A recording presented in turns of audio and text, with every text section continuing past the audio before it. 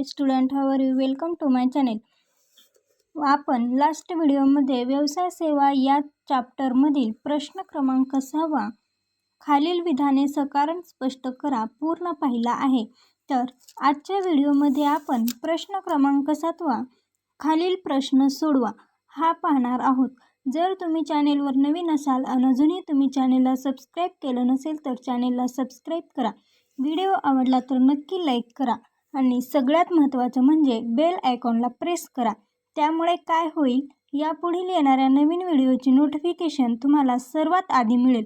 त्यामुळे तुम्ही माझा कोणताही व्हिडिओ मिस नाही करणार. तर खालील प्रश्न सोडवा हा प्रश्न प्रत्येकी 5 गुणांसाठी असतो. तर प्रश्न पहिला, पोस्टाने पैसे पाठवण्याच्या सेवा स्पष्ट करा. उत्तर पहा. पोस्टाने पैसे पाठवण्याच्या सेवा खालीलप्रमाणे आहेत. तर विशेष टपाल सेवा यामधील पहिला प्रकार व्यवसाय पोस्ट. व्यवसाय पोस्ट पूर्णतः मेल सर्व्हिस आहे, ज्या अंतर्गत मेल मजकूर तयार करण्यापासून ते पाठवण्यापर्यंत सर्व क्रियांचा समावेश होतो. व्यवसाय पोस्ट ही सेवा छोटे व्यापारी, व्यावसायिक तसेच मोठ्या संस्था व कंपन्यांसाठी उपयुक्त आहे. ग्राहक त्यांना आवश्यक सेवेची निवड करू शकतात की ज्यामध्ये छपाई, तपासणी इत्यादींचा समावेश होतो. भारतीय डाक विभागाने व्यवसाय पोस्ट सेवा देण्याच्या उद्देशाने भारतातील विविध शहरांमध्ये व्यवसाय पोस्ट केंद्रे सुरू केली आहेत. जेव्हा खूप मोठ्या प्रमाणात मेल पाठवायचे असतात तेव्हा व्यवसाय पोस्ट सेवा ग्राहकांच्या जागेवरूनही दिली जाते. दुसरा प्रकार आहे लॉजिस्टिक पोस्ट. जेव्हा मोठ्या आकारमानाचे व असंख्य पार्सल पाठवायचे असतात त्यासाठी लॉजिस्टिक पोस्ट ही सेवा उत्कृष्ट सेवा मानली जाते. लॉजिस्टिक पोस्ट या सेवेअंतर्गत वस्तू किंवा माल एकत्रित करण्यापासून संचयापासून ते त्याच्या गंतव्यस्थानापर्यंत पोहोचवण्यापर्यंत सर्व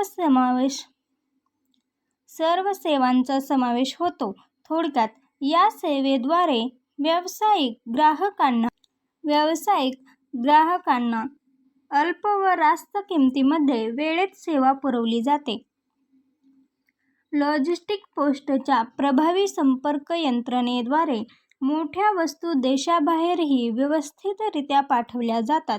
रस्ते, रेल्वे, हवाई मार्ग व जलमार्गाचा उपयोग करून वस्तू वितरणाचे काम परिणामकारक व कमी खर्चात केले जाते.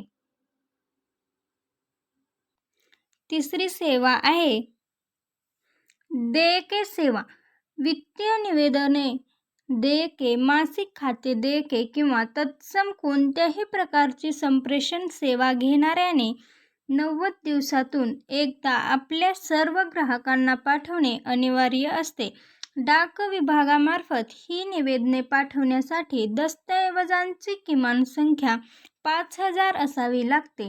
देयके सेवा विशिष्ट ठिकाणी विशिष्ट पोस्ट विभागामार्फत पिनकोडच्या मदतीने त्या विभागात वितरित केल्या जातात. यानंतर निधी पाठवण्याची सुविधा. तर इलेक्ट्रॉनिक निधी हस्तांतर EMO मनी ऑर्डरद्वारे विशिष्ट ठिकाणी विशिष्ट व्यक्तीला पैसे पाठवणे हा एक सर्वात सोयीचा मार्ग मानला जातो. एका पोस्ट कार्यालयाने दुसऱ्या ठिकाणच्या पोस्ट कार्यालयाला ज्याचे नाव व त्या मनी ऑर्डरवर लिहिले आहे त्याला पैसे देण्याचा आदेश मानले जाते. या सेवेअंतर्गत पैसे घेणाऱ्या ग्राहकाच्या दिलेल्या पत्त्यावर घरपोच सेवा उपलब्ध करून दिली जाते. दुसरी सेवा त्वरित निधी सेवा. IMO पोस्ट विभागामार्फत तात्काळ किंवा त्वरित निधी हस्तांतरण सुविधा ग्राहकाला दिली जाते. ही सुद्धा इंटरनेट सेवा आहे. ही सेवा सर्वात जलद, सुलभ, किफायतशीर आणि विश्वासार्ह मानली जाते. भारतातील 2 रहिवासी जवळच्या डाकघरामार्फत संगणकाच्या साहाय्याने ही सेवा वापरू शकतात. या सुविधेअंतर्गत किमान 1,000 पासून ते अधिकतम 50,000पर्यंत रक्कम डाक मार्फत एका व्यक्तीकडून दुसऱ्या व्यक्तीकडे हस्तांतरित केली जाऊ शकते. ही सुविधा सोपी, जलद व आर्थिकदृष्ट्या परवडणारी असते. आंतरराष्ट्रीय निधी हस्तांतरण (IMT) आंतरराष्ट्रीय निधी हस्तांतरण सुविधेअंतर्गत परदेशातून भारतातील वैयक्तिक लाभार्थ्यांनाच पैसे पाठवता येतात. ही सुविधा फक्त वैयक्तिक लाभार्थ्यांनीच दिली जाते. संस्था, कंपनी, संघटना यांना उपलब्ध नसते. हा आंतरराष्ट्रीय स्तरावर निधी हस्तांतरणाचा जलद व सोपा मार्ग आहे. भारतीय डाक विभाग, भारत सरकार आणि वेस्टर्न युनियन फिनान्शियल सर्व्हिसेसच्या प्रगत प्रणालीद्वारे डाकघरातून ही सुविधा ग्राहकांना उपलब्ध करून दिली जाते. या प्रगत प्रणालीद्वारे जगभरातील 195 देश व प्रांतांमधून भारतात त्वरित पैसे पाठवले जाऊ शकतात. तर यानंतर आपण प्रश्न दुसरा, सागरी विम्याचे प्रकार स्पष्ट करा. उत्तर आहे तर सागरी विम्याचे प्रकार. उत्तर आहे सागरी विम्याचे प्रकार पुढील प्रमाणे आहेत. तर पहा कोणते कोणते प्रकार आहेत ते आपण पाहणार आहोत. तर पहिला प्रकार प्रवास विमा. सागरी विमापत्रात जहाजावरील मालाचे एका ठराविक प्रवासासाठी विमापत्र घेतले जाते. यामध्ये वेळेचे बंधन नसते. जहाजाने प्रवास सुरू केल्यानंतरच धोक्यापासून होणाऱ्या संरक्षणास सुरुवात होते. उदाहरणार्थ मुंबई ते टोकियो सागरी प्रवास. दुसरा प्रकार वेळ विमा. वेळ विमापत्र म्हणजे समुद्रामध्ये उद्भवणाऱ्या धोक्यापासून एका ठराविक वेळेपर्यंत संरक्षण देणे. वेळ विमापत्र 1 वर्षापेक्षा जास्त कालावधीसाठी नसते, परंतु हे विमापत्र पुढे चालू ठेवता येते. विमापत्र पुढे चालू ठेवणे म्हणजे ठराविक वेळेत त्या जहाजाने प्रवास पूर्ण केला नाही तर जोपर्यंत ते जहाज तोपर्यंत तो प्रवास पूर्ण करीत नाही किंवा ते जहाज बंदरावर पोहोचत नाही तोपर्यंत धोक्यापासून संरक्षण मिळते. यानंतर तिसरा प्रकार मिश्र विमा. मिश्र विमापत्र हे वेळ विमापत्र व सागरी विमापत्र यांचे एकत्रीकरण आहे. या विमापत्रात ठराविक प्रवासाचा मार्ग आणि ठराविक वेळ या दोन्ही विमापत्रातील धोक्यापासून संरक्षण मिळते. उदाहरणार्थ मुंबई ते सिंगापूर प्रवास 25 फेब्रुवारी 2019 ते 25 मार्च 2019 असे विमापत्र घेता येते.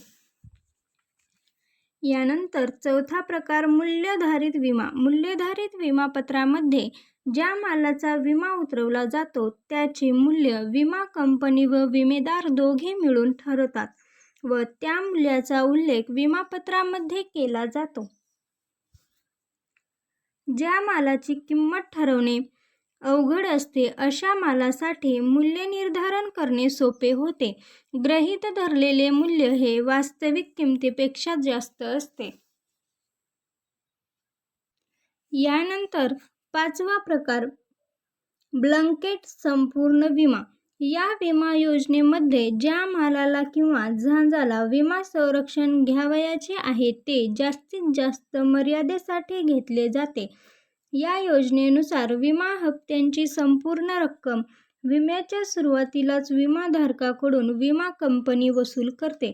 तसेच विमापत्रामध्ये ज्या मालाचा विमा उतरवला आहे त्या मालाचे संपूर्ण वर्णन, स्वरूप आणि विशिष्ट मार्ग, प्रवासाची ठिकाणे याचे वर्णन असते. सहावा बंदर जोखीम विमा. ठराविक कालावधीसाठी जहाज बंदरावर नांगरलेले असताना असलेले धोके बंदर जोखीम विमापत्रात समाविष्ट असतात. बंदरावर जहाज जोपर्यंत थांबवलेले आहे त्या कालावधीसाठी म्हणजेच जहाज बंदरावर सोडेपर्यंत असणाऱ्या धोक्यापासून या विम्याचे संरक्षण मिळते. यानंतर 7वा प्रकार संमिश्र विमा. संमिश्र विमा एकापेक्षा जास्त विमा कंपन्यांकडून घेतला जातो. प्रत्येक विमा कंपनीची देयता स्वतंत्र व भिन्न असते. ज्या वेळेस विम्याची रक्कम खूप मोठी असते त्यावेळेस हे विमापत्र घेतले जाते. प्रत्येक विमा कंपनीचे दायित्व निश्चित व स्वतंत्र असते. 8वा प्रकार एक जहाज विमा. एक जहाज विमा हा प्रकार सागरी विम्यामध्ये लहान जहाज मालकासाठी उपयुक्त प्रकार आहे. संपूर्ण ताफ्यामध्ये फक्त एकच जहाज ज्या मालकाचे असते तो जहाज मालक या प्रकारचा विमा घेतात. 9वा ताफा किंवा एक गठ्ठा विमा. या सागरी विमा प्रकारामध्ये जेव्हा एकाच मालकाकडे अनेक जहाजे असतात अशी व्यक्ती अनेक जहाजांचा एकत्र विमा उतरवते. एक गठ्ठा विमा प्रकारानुसार माल वाहतूक करणाऱ्या सर्व प्रकारच्या जहाजांचा नुकसानीचा विमा घेतला जातो. यामध्ये ते जहाज जेव्हा रेल्वे, रस्ता आणि समुद्रमार्गे येत असते तेव्हा होणाऱ्या नुकसानीचा यात अंतर्भाव होतो. तर आपण प्रश्न क्रमांक 7 मधील प्रश्न 2 सविस्तर पाहिला आहे. तर यानंतर प्रश्न 3, गोदामाचे प्रकार सांगा. तर प्रत्येकी 5 मार्कासाठी येतो. तर उत्तर पहा. तर बघा, गोदामाचे विविध प्रकार स्पष्ट करा. उत्तर: गोदामांचे विविध प्रकार पुढीलप्रमाणे स्पष्ट करता येतील. हा प्रश्न प्रत्येकी 5 गुणांसाठी असतो, त्यामुळे तुम्ही 5 किंवा 7 जरी मुद्दे लिहिले तरी चालतील. तर पहिला प्रकार खाजगी गोदामे. जी गोदामे उत्पादक व घाऊक व्यापारी यांच्या मालकीची असतात व ज्या गोदामांचा उपयोग त्यांना फक्त त्यांच्याच मालांची साठवणूक करण्यासाठी होतो अशा गोदामांना खाजगी गोदामे म्हणतात. फक्त मोठ्या कंपन्या म्हणजे ज्यांची उलाढाल मोठ्या प्रमाणात असते व भांडवल प्रचंड असते अशा कंपन्या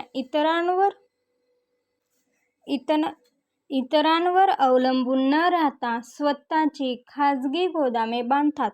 सार्वजनिक क्षेत्रातील अनेक संघटनांची सुद्धा खाजगी गोदामे आहेत.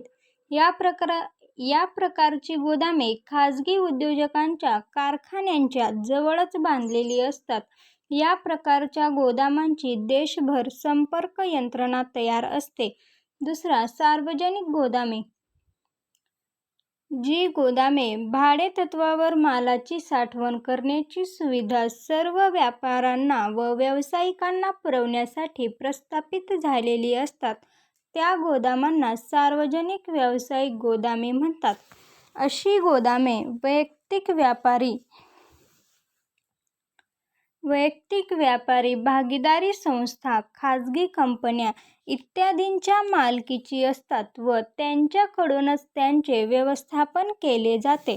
सर्व प्रकारच्या व्यावसायिक धोक्यापासून मालाला संरक्षण देण्यासाठी खास बांधलेल्या इमारतींमध्ये अशी गोदामे रेल्वे स्टेशन, महामार्ग, विमानतळ, बंदरे अशा ठिकाणी बसलेली असतात. तिसरा, करदेय गोदामे. ज्या गोदामांना आयात केलेला माल सीमाशुल्क भरेपर्यंत स्वीकारण्याचा व साठवणूक ठेवण्याचा सरकारने परवाना दिलेला असतो त्यांना गोदामांना करदेय गोदामे म्हणतात. जोपर्यंत आयात मालाचे सीमाशुल्क भरले जात नाही तोपर्यंत आयातदाराला मालाचा ताबा दिला जात नाही. जर आयातदार सीमाशुल्क पूर्ण भरू शकत नसेल तर जेवढा माल तो घेऊन जातो त्यावरच शुल्क आकारले जाते. अशा रीतीने हप्ते भरून, प्रमाणशील शुल्क भरून माल सोडवून घेऊ शकतो. अशी गोदामे बंदराजवळ उभारली जातात व सरकारमार्फत अथवा सीमाशुल्क अधिकाऱ्यामार्फत व्यवस्थापित व नियंत्रित केली जातात. चौथा प्रकार करदत्त गोदामे. अशी गोदामे बंदराच्या जवळ वसलेली असतात पण ती गोदीच्या हद्दीबाहेर असतात. या प्रकारची गोदामे गोदी अधिकाऱ्यांच्या ताब्यात असतात. ज्यावेळी आयातकर्ता सीमाशुल्क भरतो त्यावेळी त्याला माल बाहेर काढण्याची परवानगी मिळते, परंतु सर्व मालाला एकदम मागणी नसते. तसेच माल बाजारपेठेत पोहोचण्यासाठी लगेच वाहतूक व्यवस्था होणे कठीण असते. अशा परिस्थितीत या मालाचे बाजारपेठेत वितरण होईपर्यंत तो साठवून ठेवणे आवश्यक असते. ही सोय करदत्त गोदामे देतात. करदेय गोदामातील माल सीमाशुल्क भरल्यानंतर करदत्त गोदामात ठेवता येतो. जोपर्यंत माल अशा गोदामात आहे तोपर्यंत गोदी कारभार नियंत्रण मंडळ जसे मुंबई पोस्ट ट्रस्ट मालाची संपूर्ण काळजी घेते.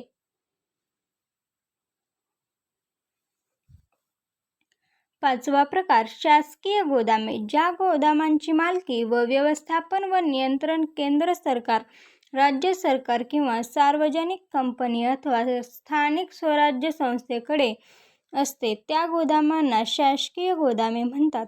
ही गोदामे लहान व्यापारी, शेतकरी व व्यावसायिक इत्यादींना भाडेतत्त्वावर माल साठा करण्याची सुविधा उपलब्ध करून देतात. अन्नधान्य व इतर मालाचे संरक्षण करण्यासाठी भारतीय केंद्रीय गोदाम महामंडळ, राज्य गोदाम महामंडळ व भारतीय अन्नधान्य महामंडळ इत्यादींनी स्वतःची गोदामे विविध राज्यांमध्ये उभारली आहेत. सहावा प्रकार सहकारी गोदामे. सहकारी गोदामे म्हणजे सहकारी संस्थांची मालकी, व्यवस्थापन व नियंत्रण असलेली गोदामे होय.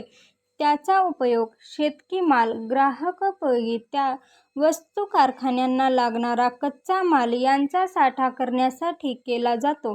ग्रामीण भागातील शेतकऱ्यांना, छोट्या उत्पादकांना, छोट्या व्यापाऱ्यांना आपल्या मालाचे संरक्षण करण्यासाठी या गोदामाचा फार उपयोग होतो, कारण त्यांना सार्वजनिक किंवा व्यापारी गोदामांचे भाडे परवडत नाही.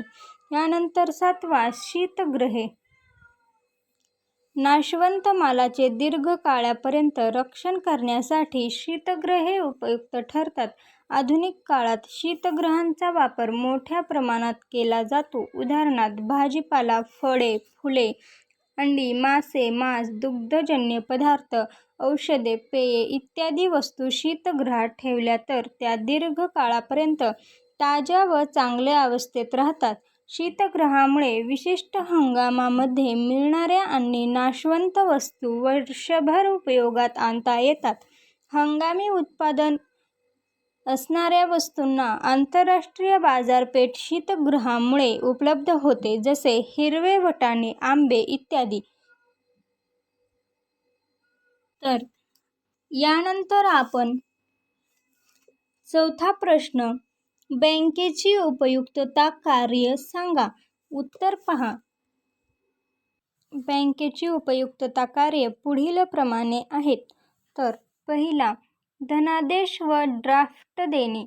धनादेश म्हणजे खातेदाराने आपल्या बँकेला पतपत्रावर ज्याचे नाव आहे त्याला पैसे देण्याचा दिलेला आदेश.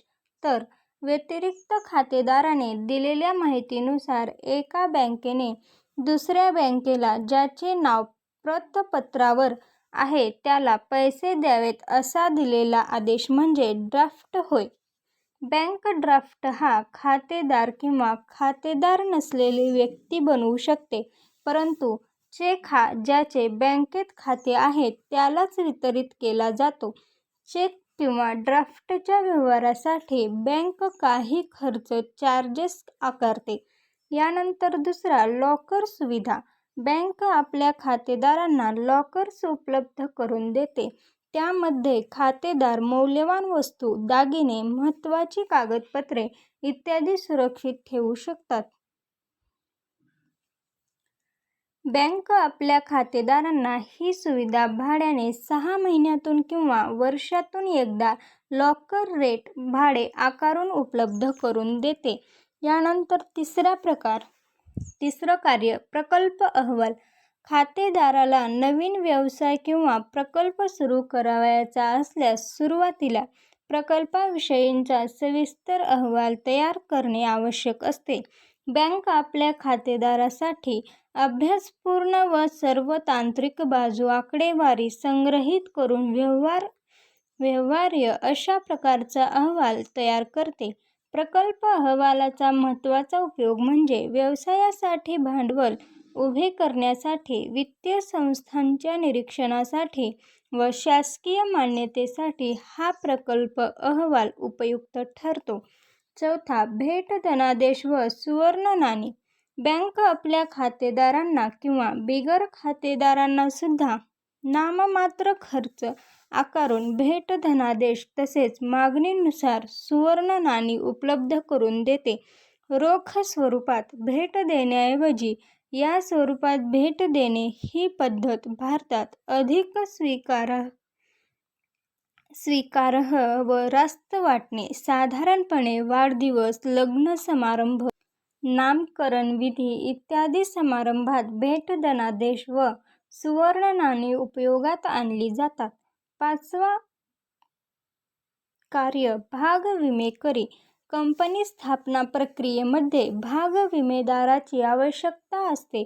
बँक, कंपनी व सरकारी आस्थापनांना भांडवल उभारणीसाठी मदत व्हावी यासाठी विमेदार म्हणून सेवा उपलब्ध करून देते.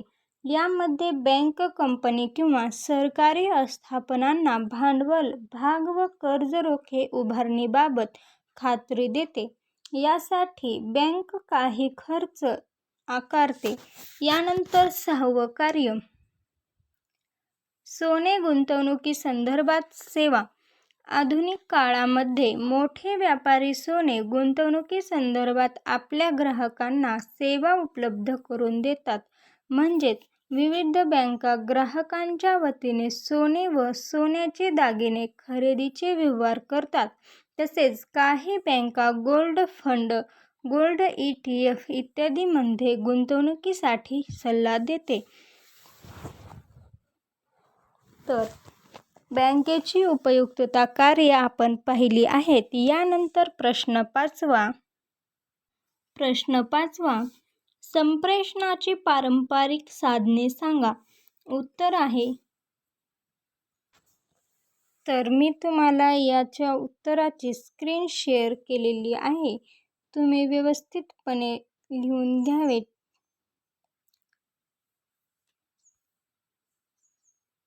आधुनिक संप्रेषणाची साधने, कुरिअर सेवा, इंटरनेट.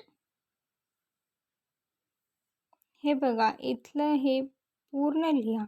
तर पहिला, कुरिअर सेवा.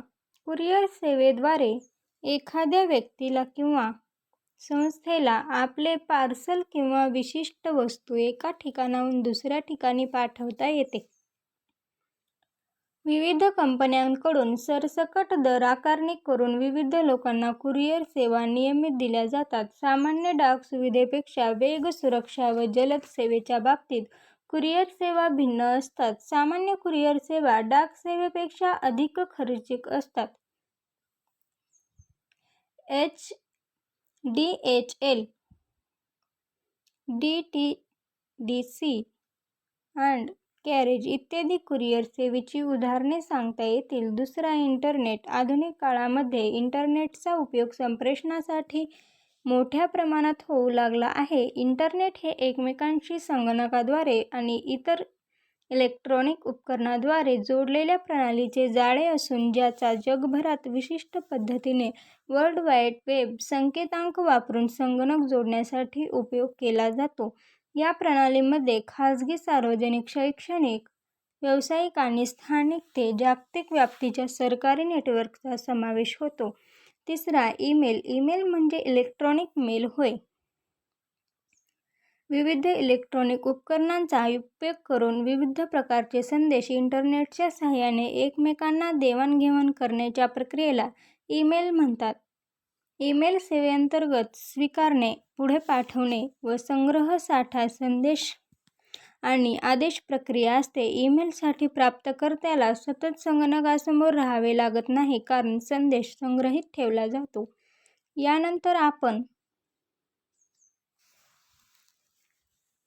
यानंतर आपण प्रश्न 6.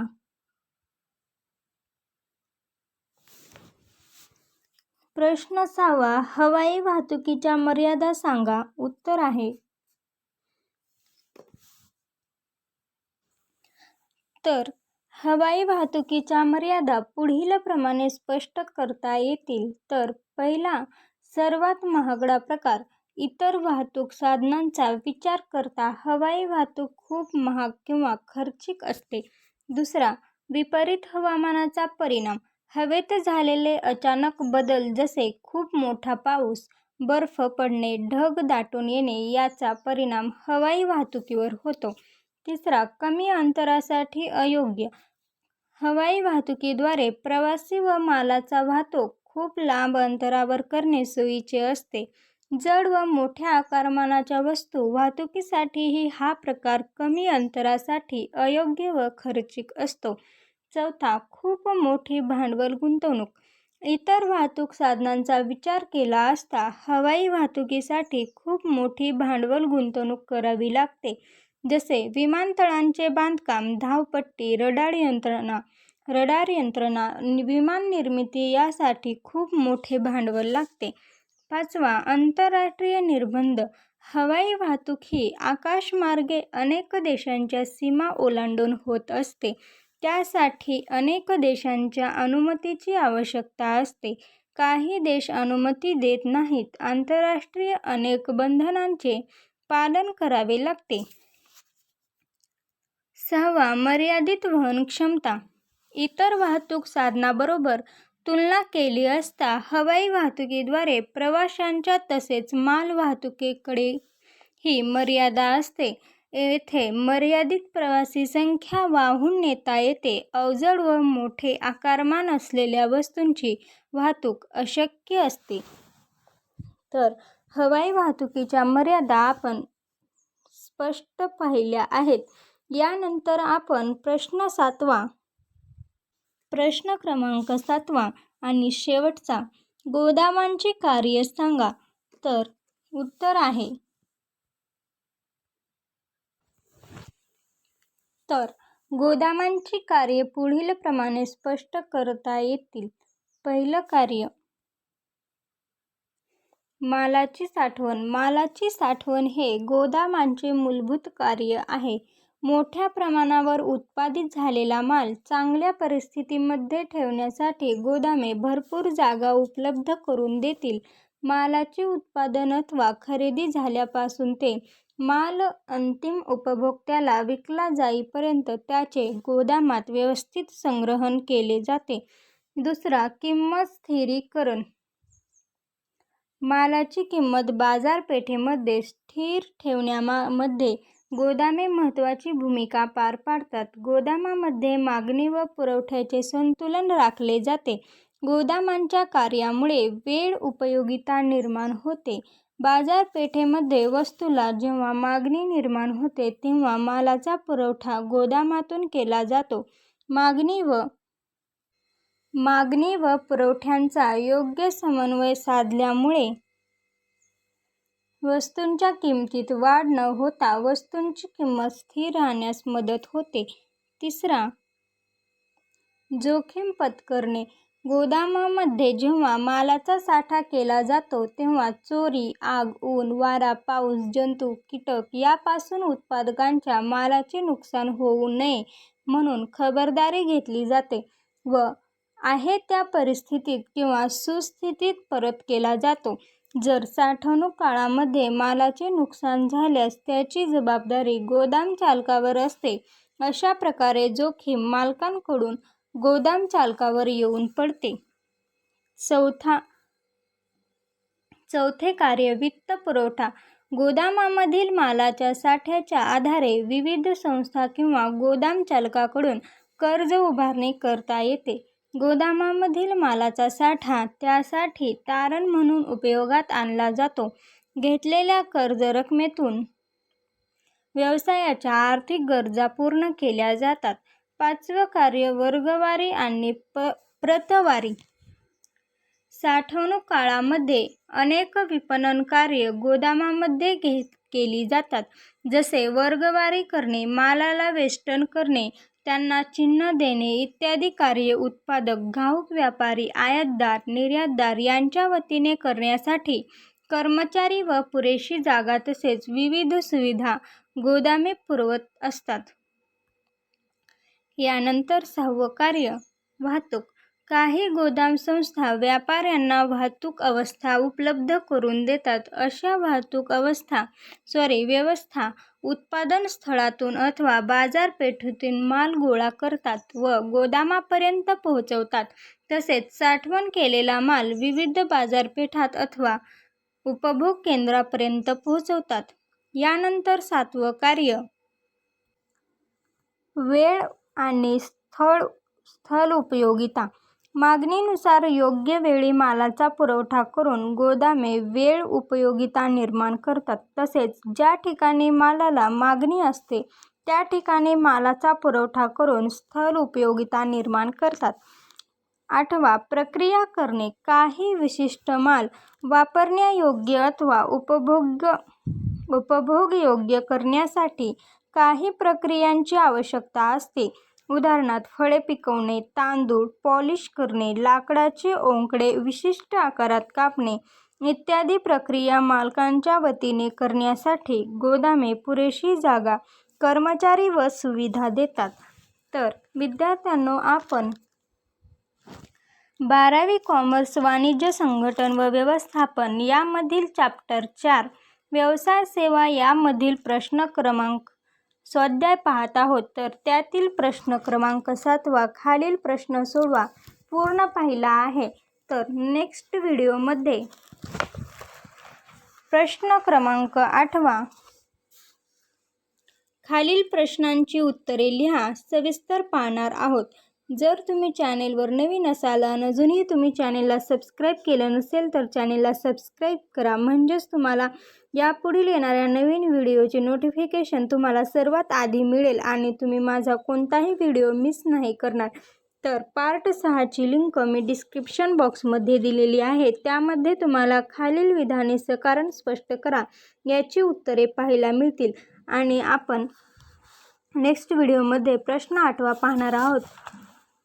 तर तुम्ही माझा कोणताही व्हिडिओ मिस नाही करणार, त्यामुळे तुम्ही चॅनलला सबस्क्राईब करून ठेवा. धन्यवाद.